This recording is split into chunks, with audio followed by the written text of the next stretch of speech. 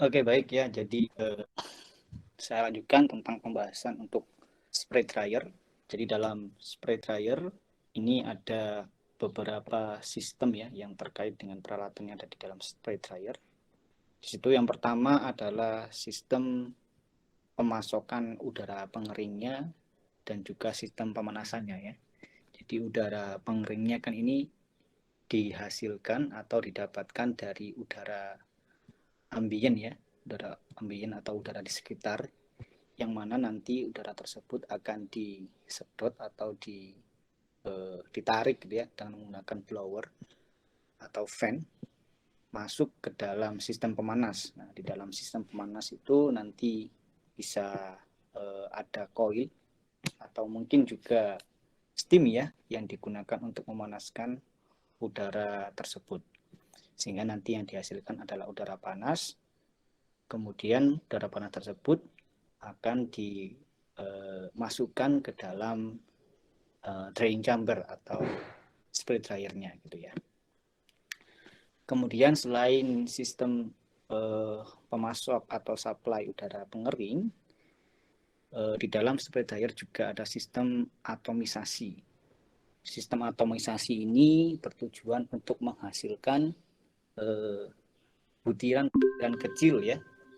Jadi feed yang berupa selari atau feed yang berupa padatan yang ada di dalam suatu cairan gitu ya, itu terlebih dahulu akan diatomisasi sehingga nanti yang masuk ke dalam drying chamber itu merupakan berbentuk butiran-butiran kecil atau droplet-droplet kecil ya. Nah, setelah terbentuk droplet-droplet kecil itu baru kemudian nanti dilewatkan dengan udara pengeringnya yang berada di dalam drying chamber. Nah, kontak antara droplet dengan udara pengering ini berada di dalam drying chamber. Setelah itu, setelah uh, molekul air yang ada di dalam dropletnya tadi itu teruapkan semua akibat adanya pemanasan dengan udara pengering, nanti butiran-butiran padatnya akan terjatuh gitu ya, akan terjatuh ke dalam bagian bawah dari drying chamber. Nah, setelah itu jika ada butiran-butiran padat atau produknya tadi yang sudah berbentuk serbuk yang masih terbawa oleh udara panasnya atau udara pengeringnya, maka harus dilakukan pemisahan ya. Di sini makanya ada pemisahan serbuknya, sehingga nanti harus dilakukan pemisahan ya antara serbuk yang halus tersebut dengan udara panasnya.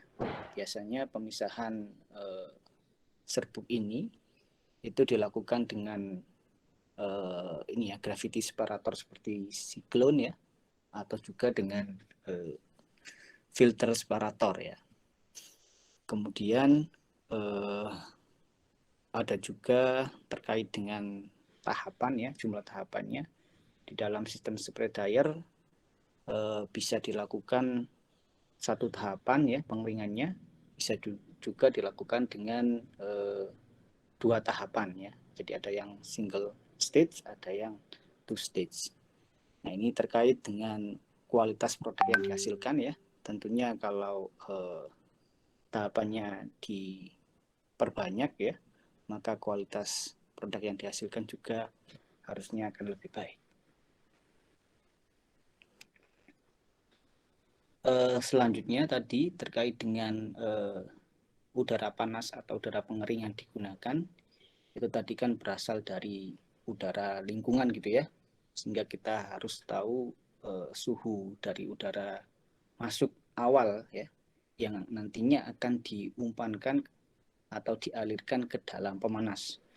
Nah, untuk ini kebetulan pemanasnya pada pembahasan ini adalah superheated steam ya. Jadi bisa saja tidak superheated steam, bisa saja dengan menggunakan pemanas coil ya, tergantung ya. Di sini steam yang digunakan adalah superheated ya, artinya steam yang kering yang tidak banyak mengandung molekul air di dalamnya, karena kita tahu bahwa kualitas udara panas itu akan mempengaruhi dari kualitas produk yang dihasilkan. Semakin lembab udara panasnya, maka kualitas produk yang dihasilkan akan semakin lembab juga gitu ya. Jadi tidak baik, sehingga di situ dipilih steam yang superheated ya, steam yang kering. Udara pemanas itu tadi diperoleh dari udara lingkungan ya, di mana udara lingkungan ditarik atau disedot dengan menggunakan fan, yang selanjutnya dilakukan filtrasi ya untuk memisahkan mungkin masih ada partikel-partikel padatan seperti debu yang ada di dalam udara tersebut. Kemudian baru dilakukan pemanasan. Ya. Pemanasannya dilakukan dari 150 sampai 270 biasanya segitu ya. Namun tadi seperti yang saya bilang bahwa kualitas udara panas, terutama kelembapannya, ini akan mempengaruhi produknya ya, akan mempengaruhi produk yang dihasilkan, sehingga diinginkan udara pemanas kita ini memiliki kelembapan yang relatif rendah gitu ya, sehingga pada beberapa alat sebelum dipanaskan terlebih dahulu udara pemanasnya ini dilewatkan ke dalam unit dehumidifikasi gitu ya. Jadi di dehumidifikasi dulu, dihilangkan dulu kelembapannya atau kadar airnya ya, dengan cara dilewatkan pada adsorben di situ ya. Jadi kalau kalian pernah praktikum humidifikasi dan dehumidifikasi, pasti bisa membayangkan ya bahwa di situ ada kayak chamber atau unggun ya, yang mana di dalam unggun tersebut ada berisi adsorben. Adsorben yang digunakan ya seringkali itu kayak silika gel gitu ya. Nah, sehingga di situ nanti kelembapan udaranya akan berkurang. Nah, setelah kelembapan udaranya berkurang, baru dipanaskan ya. Ya, di sini bisa dilihat di grafik atau kurva psikometriknya. Titik A itu titik awal misalnya ya, titik awal udara lingkungan. Sebelum dipanaskan, terlebih dahulu dilakukan dehumidifikasi. Akibat adanya dehumidifikasi, kadar airnya atau air yang ada di dalam udara tersebut akan menurun gitu ya, humidity-nya akan menurun, sehingga ya, dia akan bergeser gitu ya, bergeser searah dengan garis wet bulb menjadi ke titik B di situ. Akibatnya di situ humidity-nya menurun dan relatif humidity-nya juga ikut menurun.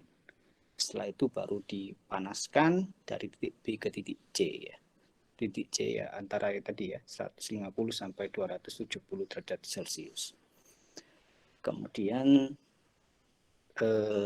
tekanan udara di dalam drying chamber itu lebih rendah dari tekanan atmosfer, di mana tekanan rendah ini akan membantu mencegah kebocoran antara produk dan udara dari pengering.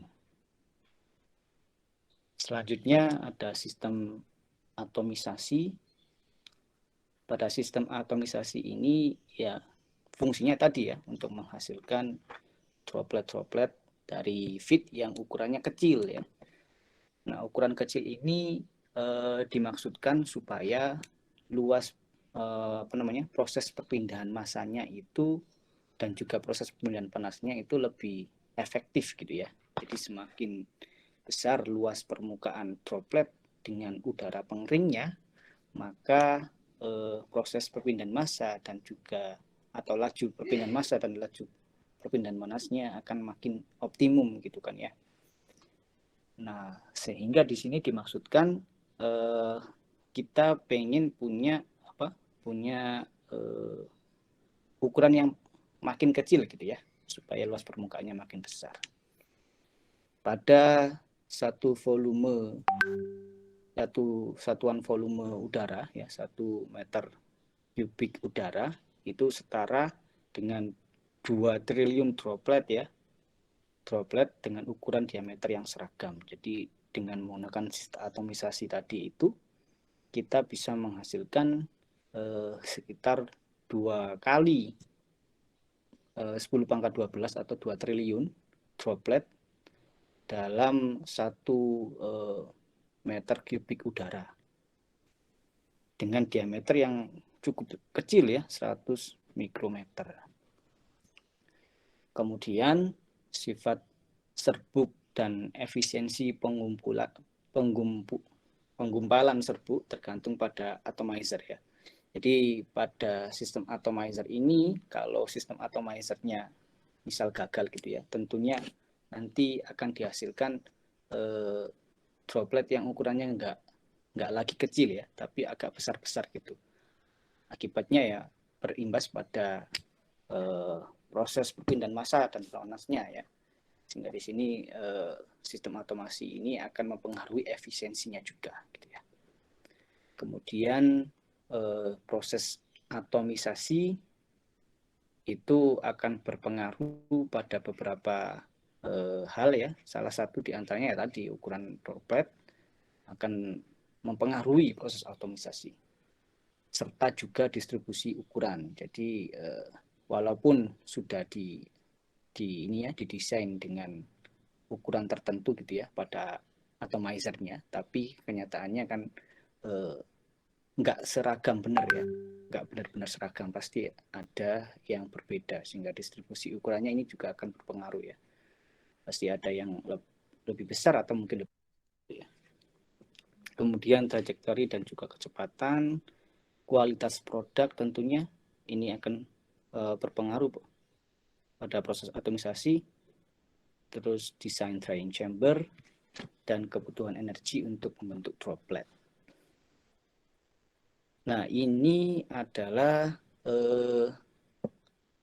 karakteristik pada ini ya, pada atomizer ya. Di situ pada atomizer yang kita bahas sebelumnya bahwa atomizer itu ada yang tipenya rotary, ada yang tipenya pressure ini ya.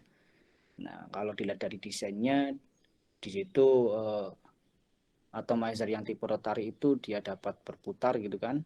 Nah, kalau untuk yang tipe pressure atomizernya itu memerlukan udara tekan ya supaya dihasilkan dropletnya. Kemudian dari energinya karena dia berputar, nah putarannya itu sekitar 5.000 sampai 60.000 rpm. Kalau untuk yang pressure yang digunakan itu 10 sampai 60 kPa dan seterusnya. Ini karakteristik dari atomizer ya. Kemudian drying chamber. Untuk drying chamber ya berbentuknya ya seperti bejana gitu ya. Bejana, pada umumnya bejana atau silinder, yang mana bejana atau silinder tersebut di bagian bawahnya itu bentuknya kayak kerucut gitu ya, dengan sudut 40 sampai 60 derajat.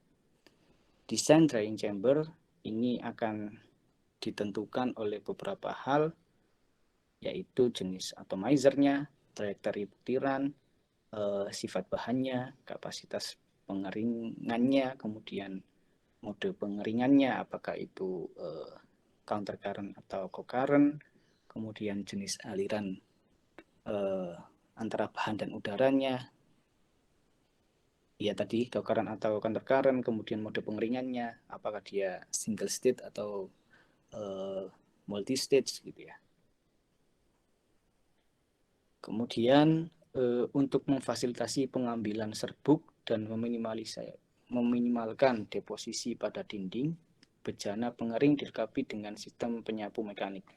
Jadi di sini kan nanti ketika terjadi proses atomisasi, kemudian bersamaan dilewatkan dengan udara panas, akibatnya droplet yang awalnya basah akan kering gitu ya. Nah, sehingga nanti dia akan menempel atau terjatuh gitu ya, terjatuh terus menempel di bagian dinding-dinding dari drying chambernya. Nah, pada umumnya alat drying chamber itu dilengkapi dengan fasilitas yang dapat digunakan untuk ini membersihkan, atau bukan membersihkan apa ya, mensweeping, menyapu ya, menyapu supaya partikel-partikel yang tertempel di dalam dinding drying chamber itu jatuh ke bawah. Kemudian spray dryer pada umumnya mempunyai aliran searah, ya ini tadi umpan dan udara pengeringnya ini dilewatkan searah ya. Kemudian untuk jenis atomizer putar biasa digunakan aliran udara berputar juga. Jadi kalau jenis atomizernya putar, maka aliran udaranya sebaiknya juga digunakan aliran udara yang berputar ya. Selain itu juga aliran udara yang berputar ini akan memberikan distribusi suhu yang lebih seragam jika dibandingkan dengan tipe aliran udara yang tidak berputar. Terus di sistem pemisah serbuk, nah setelah dihasilkan produk dari drying chamber, itu nanti akan dipisahkan antara serbuk atau produknya dengan udara pengeringnya gitu ya. Aliran di dalam drying chamber biasanya mengandung 10-50% dari serbuk total. Nah, sisanya mungkin masih masih ada yang terbawa oleh udara pengeringnya. Pemisahan antara serbuk atau produk dari udara pengeringnya ini ya tentunya bertujuan secara ekonomis ya, mengambil kembali yang masih terbawa dari udara pengeringnya. Kemudian dilihat juga dari masalah polusi ini perlu ya, karena adanya partikel padatan yang masih terbawa oleh udara tidak dikehendaki ya, akan menjadi polusi di situ. Kemudian pemisahan antara serbuk atau produk dari udara pengering itu bisa dilakukan dengan menggunakan ini siklon, atau juga bisa dilakukan dengan back filter ya. Di sini ada gambar siklon di situ ya, di mana udara yang masih membawa partikel padatan akan dilewatkan ke dalam siklon. Nah, di dalam siklon nanti akan terbentuk vortex gitu ya. Vortex putaran udara ya. Putaran udara di mana dia nanti akan turun ke bawah sini. Akibatnya partikel padatan akan jatuh ke bawah, sedangkan untuk udaranya akan naik lagi ke atas ya, dan keluar dari siklon. Nah, kalau di keluaran siklon ini ternyata masih ada debu-debunya gitu ya, masih ada partikel padatannya, bisa dilakukan dengan mengalirkan kembali keluaran dari siklon ke wet scrubber di sini.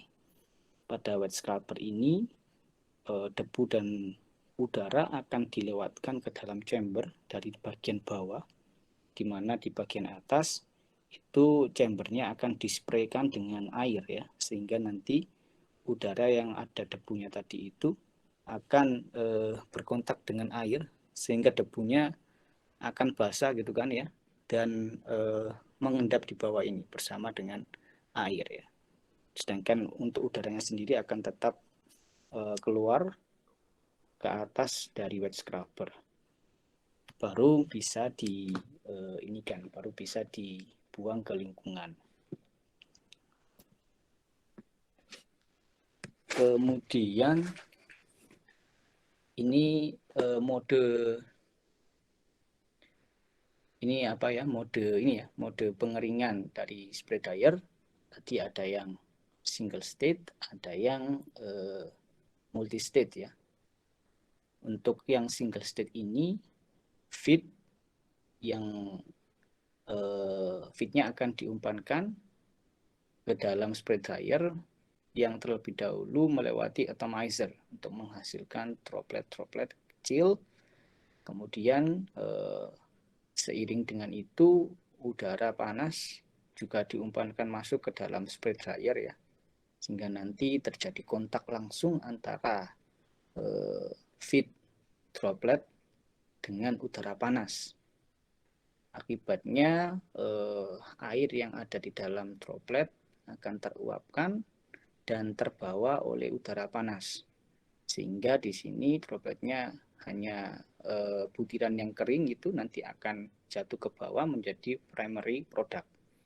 Sedangkan butiran yang ukurannya lebih halus ya, itu kemungkinan masih terbawa dengan udara panasnya, nanti akan dipisahkan ke dalam ke dalam siklon. Di dalam siklon nanti dihasilkan produk secondary product, yaitu fine product gitu ya, produk yang lebih halus daripada primary product.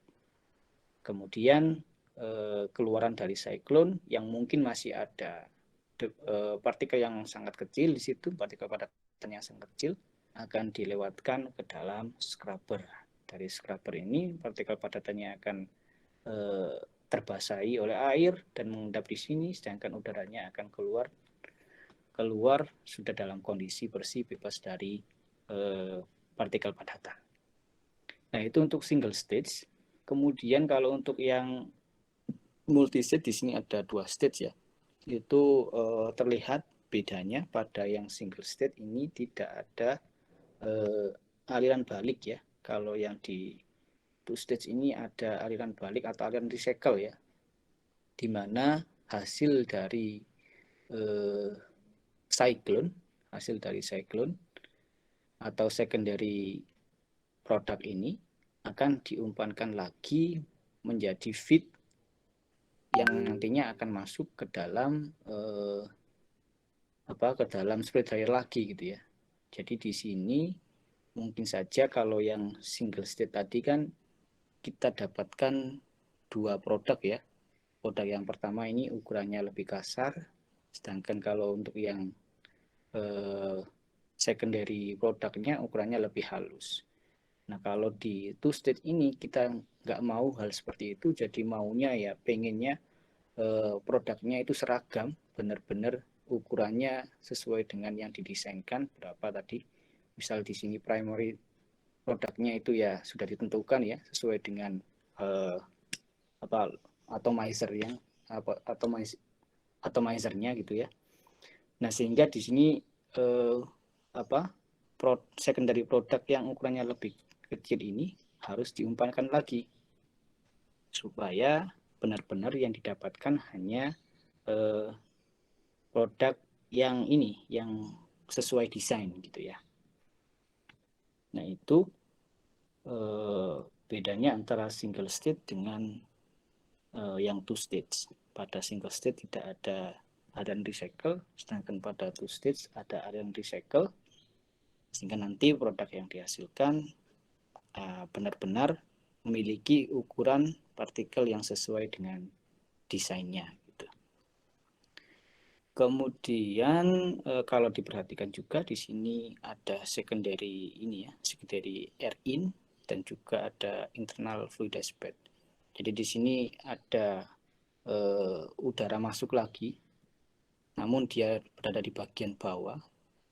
Ya, fungsinya di sini adalah sebagai pengering terakhir. Jadi kan di sini sudah dihasilkan partikel padatan ya. Namun mungkin masih belum cukup kering gitu, sehingga dialirkan lagi dengan udara supaya nanti partikel padatan di sini akan terfluidisasi dan akibatnya dia akan menjadi lebih kering gitu ya. Ya, seperti itu. Kemudian untuk drying droplet. Droplet yang dihasilkan drying start with evaporating of free moisture ya. Jadi pengeringan itu ya dilakukan dengan cara menguapkan moisture yang ada di dalam droplet ya. Jadi di dalam permukaan droplet itu nanti airnya akan dikeringkan, akan dievaporasi dengan mengontakkannya dengan udara panas. Droplet surface is fully covered with water. The drying rate equal to drying rate pure water evaporation. Jadi di permukaan dropletnya ini kan yang masih basah itu akan tertutupi, akan benar-benar tertutupi oleh air gitu kan ya. Nah, sehingga di situ laju pengeringannya itu sama dengan laju evaporasi dari airnya. A droplet that has dissolved or suspended solid is being dry, vapor pressure smaller, kemudian the mass transfer rate gradually become lower. Ini jadi perpindahan massa, laju perpindahan massa akan pelan-pelan menjadi lebih kecil. Jadi pada pengeringan secara spray dryer ini, emang proses pengeringannya itu, laju pengeringannya itu yang paling besar itu berada pada bagian awal ya. Jadi di bagian awal-awal dekat-dekat dengan nozzle atau atomizer-nya itu adalah laju pengeringan paling besar. Kemudian mengalami penurunan ya, mengalami penurunan sedikit demi sedikit gitu, atau falling rate-nya. Jadi laju constant rate-nya itu lebih besar, sedangkan falling rate-nya itu lebih lama. Kalau di yang kemarin ya di rotary dryer kan constant rate-nya itu lebih lama, namun falling rate-nya lebih singkat gitu ya. Tapi kalau di spray dryer ini constant rate-nya sangat cepat dan falling rate-nya lebih lama. Hasil dari droplet yang sudah kering itu nanti bentuknya berpori gitu ya. Kemudian liquid diffusion liquid disebabkan oleh adanya perbedaan density liquid. Kemudian difusi vapor disebabkan oleh perbedaan density vapor. Kemudian capillary flow disebabkan oleh adanya gaya kapiler. Terus moisture transfer disebabkan oleh adanya perbedaan internal tekanan ya, tekanan internal yang ada di dalam padatan. Kemudian juga moisture transfer juga disebabkan oleh adanya evaporasi dan kondensasi yang ada di dalam pori. The majority of free water is removed in the short time. Ya, ini tadi ya, bahwa di spray dryer itu proses pengiringan airnya itu terjadi sangat singkat ya. Jadi laju pengeringannya benar-benar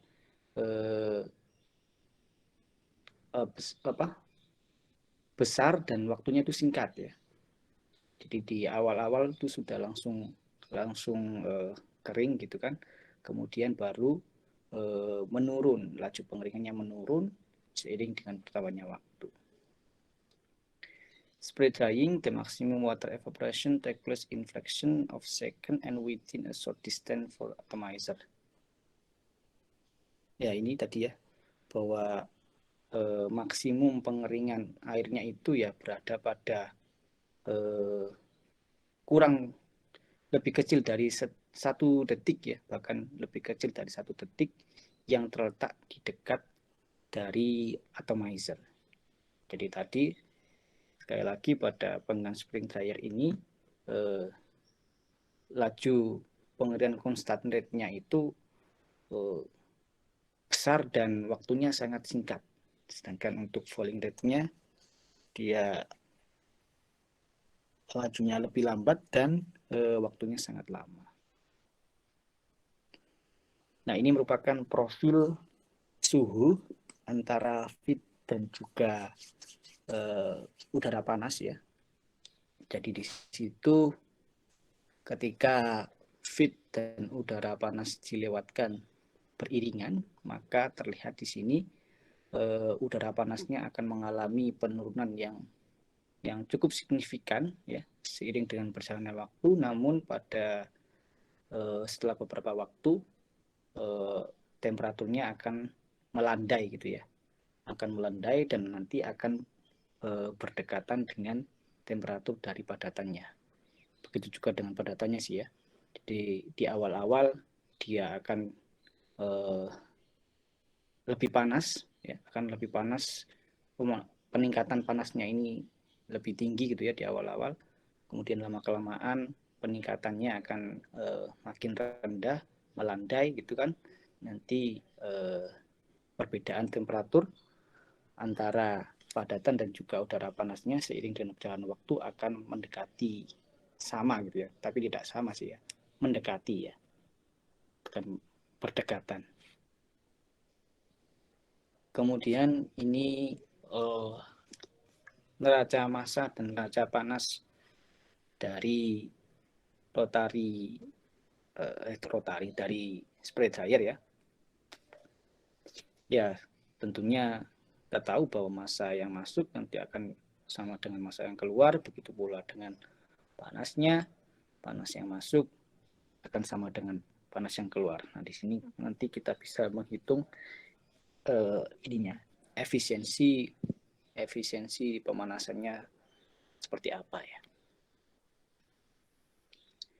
Aspek-aspek desain spray dryer dalam mendesain spray dryer tidak akan lepas dari beberapa aspek ini ya. Jadi nanti di dalam perhitungan juga kita akan banyak berkaitan dengan ini, flow rate dari udara panasnya, kemudian kecepatan pengendapan dari dropletnya, kemudian solid gas operating velocity, terus diameter chamber dan juga residence time, waktu tinggal dari droplet di dalam drying chamber berapa gitu ya. Pada umumnya aliran udara dan umpan pada spray dryer itu searah atau concurrent. Nah ini neraca massa yang ada, neraca panasnya ini. Neraca massa yang ada pada drying chamber, pada spray dryer di situ. Di sini ada banyak notasi di situ, ada GS, LS, X1, X2, G1, Y2, T1, T besar dan T kecil ya. Untuk GS sendiri adalah laju udara panas yang masuk ke dalam spray dryer, sedangkan LS adalah laju padatan ya, laju padatan atau laju umpannya, laju umpan yang masuk ke dalam spray dryer. Kemudian X1 adalah kadar air yang masuk, sedangkan X2 adalah kadar air setelah keluar dari rotary dryer, kadar air padatannya. Kemudian Y1 itu humidity dari udara yang masuk berapa, kemudian tentunya yang keluar berapa ya. Terus T1 besar ini terkait dengan temperatur dari udara masuk, dan untuk yang udara keluarnya adalah T2 ya. Kemudian untuk yang T kecil ada temperatur dari padatan masuk untuk T1. Untuk T2 adalah temperatur dari padatan keluar. Nah, untuk neraca massanya, di sini neraca massa yang digunakan adalah neraca massa airnya ya. Neraca massa air. Di situ LS ini kan tadi laju alir dari padatan ya, dikalikan dengan dengan kadar airnya, sehingga diketahui nanti massa airnya berapa yang masuk. Kemudian untuk GS itu ada tadi laju alir dari udaranya, udara panasnya, dikalikan dengan humidity-nya, sehingga nanti juga diketahui berarti berapa massa atau kelembaban atau molekul air yang ada di dalam udara panas itu berapa. Itu sama dengan LS kali X2 ditambah dengan GS Y2. Kemudian untuk enthalpy balance-nya atau neraca panasnya di sini Ya, sama ya, laju alir dari masing-masing aliran dikalikan dengan entalpinya. Nah, untuk entalpi L1 itu adalah entalpi solid yang masuk, kemudian untuk L2 adalah entalpi solid yang keluar, untuk H1 adalah entalpi udara yang masuk, dan H2 adalah entalpi dari udara yang keluar.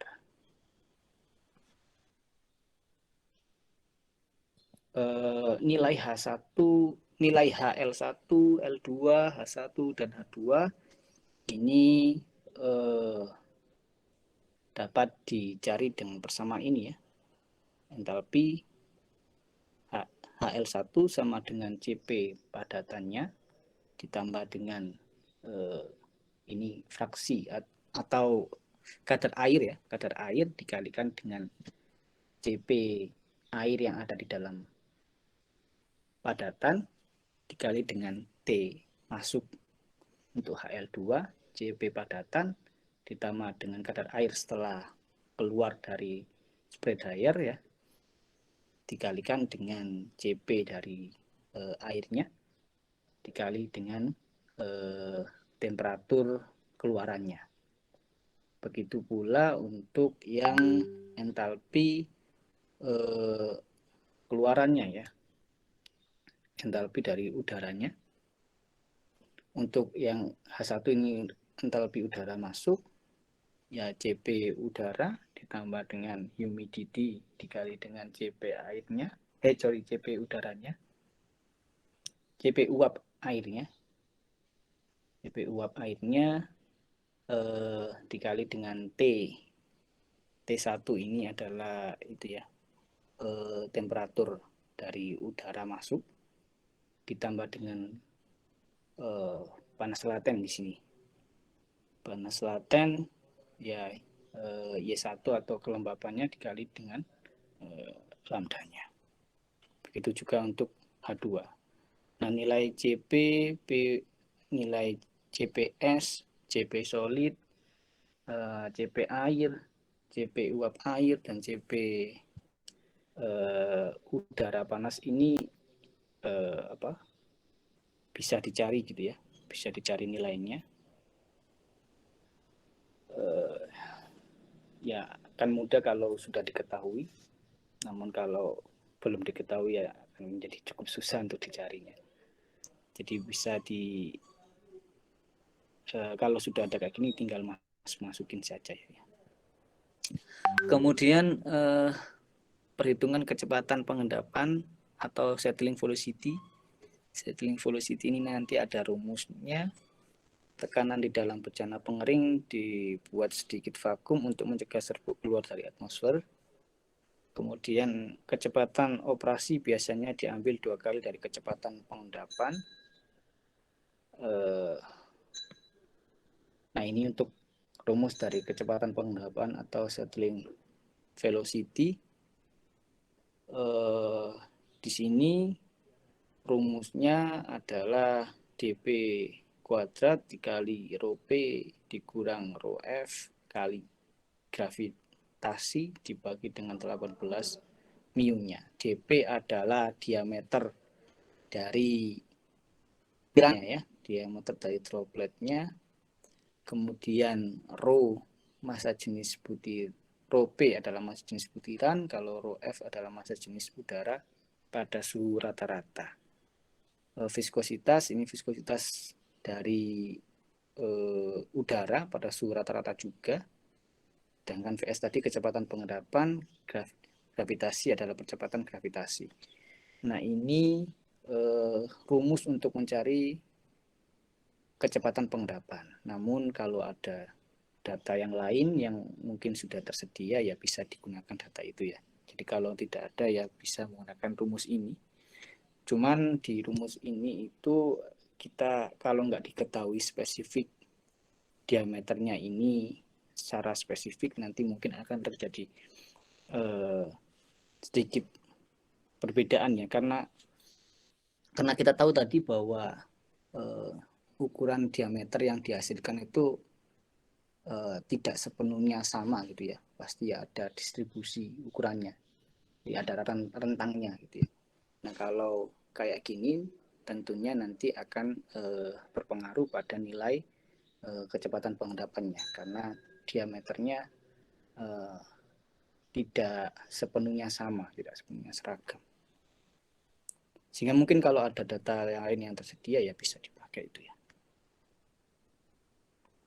Terus luas penampang bejana pengering atau drying chambernya bisa dicari dengan persamaan ini, GS laju udara pengeringnya dikali dengan volumetric specific volume ini, V average atau specific volume dari udara average ya. Jadi udara masuknya itu memiliki spesifik volume berapa, kalau udara keluarnya memiliki spesifik volume berapa. Nah, itu di rata-rata menjadi V average. Dibagikan dengan kecepatan operasinya. Tadi kecepatan operasi itu 2 kali dari kecepatan pengendapan. Kecepatan pengendapan ini tadi dipengaruhi oleh beberapa faktor ya. Ada rho dari padatannya, rho butirannya, ada rho dari udara, dan juga ada diameter dari udara. Diameter dari butiran. Kemudian untuk diameter bejana rumusnya ini kayak hampir sama kayak kemarin ya. Ya sama ya pasti ya. Diameter sama dengan akar 4 kali luas permukaan dibagi dengan P ya. Kemudian untuk waktu tinggal atau residence time, waktu tinggal droplet di dalam chamber ini bisa dihitung dengan rumus TD sama dengan 50 akar X1. X1 tadi ya, kadar air pada kondisi awal dalam keadaan ini basis kering. Kemudian waktu evaporasi dari butiran theta P ini ya. Ini waktu evaporasi dari butiran, itu rumusnya ini lambda W rho P X1 dP 2 per 12 kF delta T. Ini waktu evaporasi kelembapan dari butiran, rho P massa jenis umpan, lambda panas laten pada titik didih normal, lambda W ya. Kemudian konduktivitas udara pada suhu rata-rata, delta T adalah suhu udara masuk dikurangi suhu permukaan padatan kering. Nah, di sini syaratnya nilai dari waktu tinggal itu harus lebih besar daripada waktu evaporasinya. Jadi ya harus ya. Jangan sampai waktu evaporasinya berapa, tapi waktu tinggalnya lebih kecil dari waktu evaporasinya. Ya berarti produk yang kalian keringkan, yang kita keringkan tidak akan tidak akan benar-benar kering karena masih ada yang belum terevaporasi. Sehingga di situ syaratnya tentunya waktu tinggal harus lebih besar daripada waktu evaporasinya. Kemudian untuk dryer efisiensi, ini efisiensi pengeringan ini seperti yang dulu itu ya, bahwa efisiensi pengeringan bisa dilihat dari